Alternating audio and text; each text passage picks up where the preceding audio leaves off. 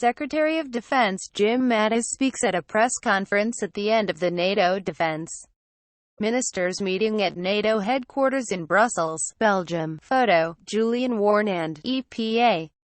Images: Washington. The Pentagon announced late Friday that it will delay until at least 2018 rolling out its policy for acceptance of transgender troops into the ranks. The move by Defense Secretary Jim Mattis comes just hours before a July 1 deadline, set in the Obama administration, for the military to recruit transgender enlisted troops and to accept new officers. Secretary Mattis today approved a recommendation by the services to defer accessing transgender applicants into the military until January 1, 2018, Pentagon spokeswoman Dana White said in a statement.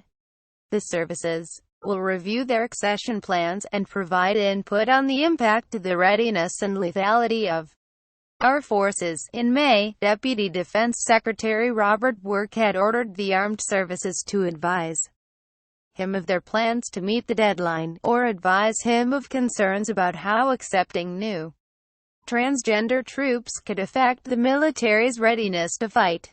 The Army and Marine Corps both sought delays. Transgender troops already in the ranks can continue to serve, under the policy developed last year by then Defense Secretary Ash Carter.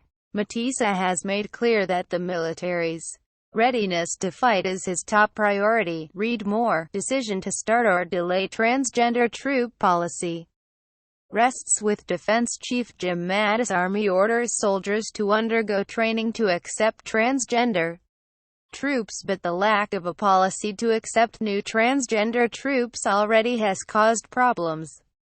In May, the Air Force and Army were unable to commission transgender cadets from their prestigious military academies because the military lacks an acceptance policy for new transgender troops. Aaron Belkin, director of the Palm Center, which studies issues of sexuality in the military, said it would force troops to lie about their identity, as did the former policy that prohibited gay and lesbian troops from serving openly. Secretary Mattis' decision to prolong the enlistment ban will have the effect of requiring applicants to lie in order to join the military, as was the case under Dona T. Ask. Dona T. Tell. Belkin said. That makes no sense because, as predicted by all of the research, transgender military service has been a success. The Rand Corp. Found in 2016, in a study commissioned by the Pentagon, that accepting transgender troops would have a negligible impact on military readiness.